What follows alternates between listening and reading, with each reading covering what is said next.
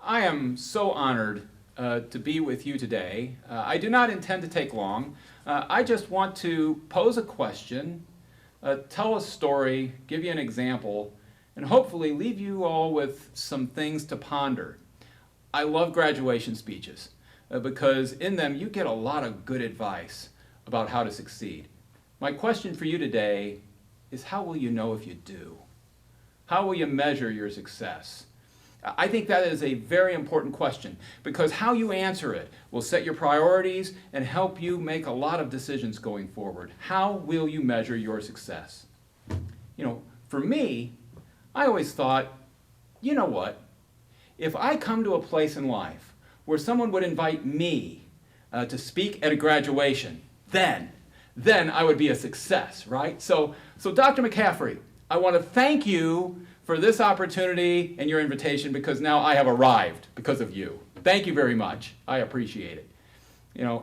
Actually, I am kidding, but we all have things like that in our mind, don't we? We think, if I can accomplish this particular thing, if I get that opportunity, if I get to go to that place, then I will be a success. And a lot of times, that all revolves around money and power and prestige and fame. Sometimes it's about competition, where you have a particular rival that you want to outperform, right? Or maybe you're really, really competitive and you want to be number one, right? So you're following the philosophy of that great teacher, Ricky Bobby from the movie Talladega Nights, when he said, if you're not first, you're last, right? Listen, folks, I urge you, don't think that way when you're measuring your success. Don't do it. Don't think about those things. One of my favorite books is Rick Warren's Purpose-Driven Life. And in the first line of that book, he makes it clear what he thinks is important, and it is not about what enriches you. It's not about what empowers you. It's not about what promotes you. It's not even about what fulfills you or inspires you. In the first line of the book, he says this: it's not about you. He says it's not about you at all. And then he proceeds for the rest of the book to tell us that what we ought to do is be working for the good of other people. I encourage you to measure your success that way, by what good you can do for others, because it's not about you. I first began to learn the lesson that it's not about me really early, which brings me to my story. So when I was a freshman in high school, I ran cross country, and I was really pretty good, but I was never the best, except for that one day when I really was. If you've seen a cross country race, it starts out like a buffalo stampede, right? Everybody's running in one direction. Well, I was at the front of the herd that day, and for some reason, at the end of the first mile, I was still in the lead, and then it got in my head. It got into my head that race was about me. And I thought, hey, I could win. I could win the whole thing. Out of these 50 or 60 guys out here, I could be number one. And you know what happens if that happens? They're going to read my name tomorrow in the morning announcements. That's what happens. It'll be posted. It'll be posted on the bulletin board outside of the gym, and everyone will know that I'm a legitimate athlete around here. Won't that be cool? Well, about that time, I came to the hill. Every good cross-country course has a hill. So as I started up the hill, I looked way up there, and my freshman coach was up there, and he was excited. He was jumping up and down and cheering, and I was like inspired by it. So I'm running even harder, and I get halfway up the hill, and he's waving his arms, and he's still yelling, and I'm just digging to get up to the top of this hill. And I get to the top of the hill where he is, and he jumps in front of me, and he yells at me, and he says, "Darrell, stop! You went the wrong way." You're feeling my pain, aren't you? Yeah, it happened to me. I went the wrong way. Way down there at the bottom of the hill, there was a cone. I thought I was supposed to go to the left of the cone, to the right of the cone, but yeah, thought I was supposed to go to the right. I went to the left, and so I went the wrong way. And the only way for me to stay in this race is to go back down the hill and run around the cone the right way. Now, what I wanted to do was sit down and cry. That's what I wanted to do. But dutifully, I went back down the hill, went around the cone the right way, and started back up. And I went from being first to to much closer to being last. Well, I caught a few people going up the hill. I caught a few people going down. And then over the course of the next mile, I caught a lot of people. And eventually, I got to a place where I could see the leaders way up in front of me, and I thought, you know what I'm going to do? I'm going to catch them. And I did it. I did it. I caught the leaders. With 200 yards left to go in that race, I caught the lead guys, and then it got in my head again, and I thought, hey, I could still win. So I reached deep inside of myself, where all those sports programs tell us there is that certain something that we can dig into and still prevail, like the Gatorade commercial.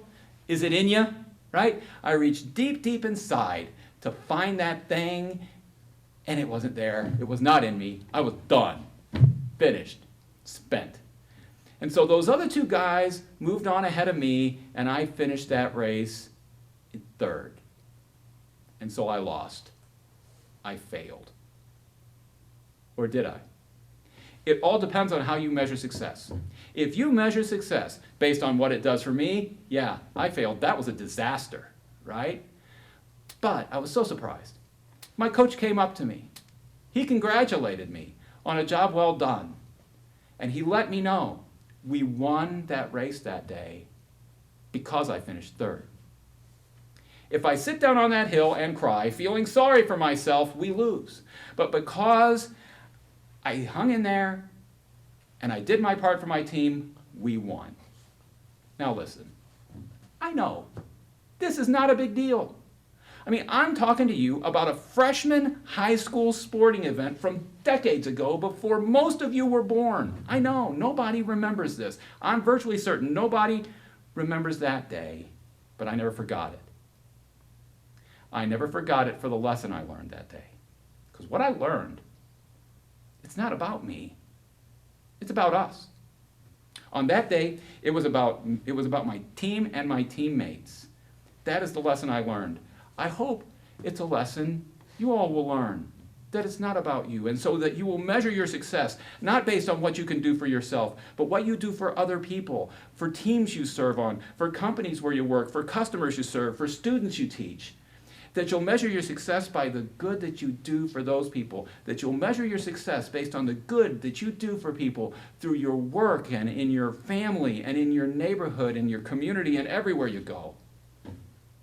You might know people who live like that. I certainly do, which brings me to my example, with which I will close. When I graduated from high school, we had senior superlatives. And my class voted, and we elected a young woman named Andrea as most likely to succeed. And we did that for good reason, because Andrea was driven, and she was a born leader.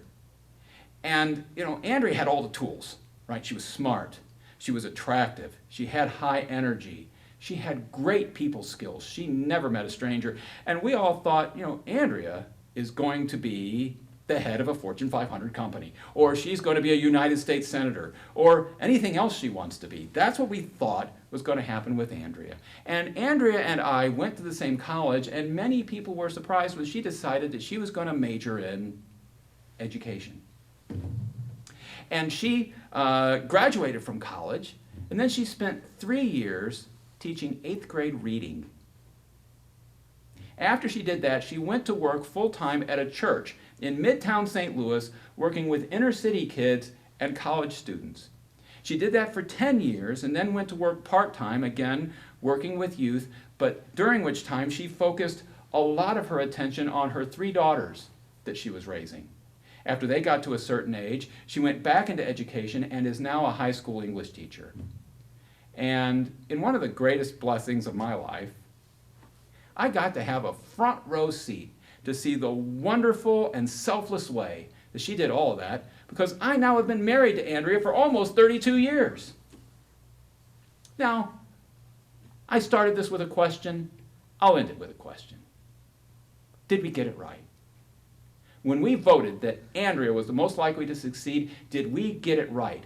It all depends, folks. It all depends on how you measure your success. If you measure it based on money, power, prestige, or fame, we got it all wrong. But if you measure it rightly, if you measure it based on the positive impact that a person has on the lives of others, then Andrea Schock Missey is simply the most successful person I know. She is a stunning success. And you can be too. So, with that, class of 2021, I want to congratulate you on your graduation, and for your future, I wish you all great success. May you measure it well. Thank you.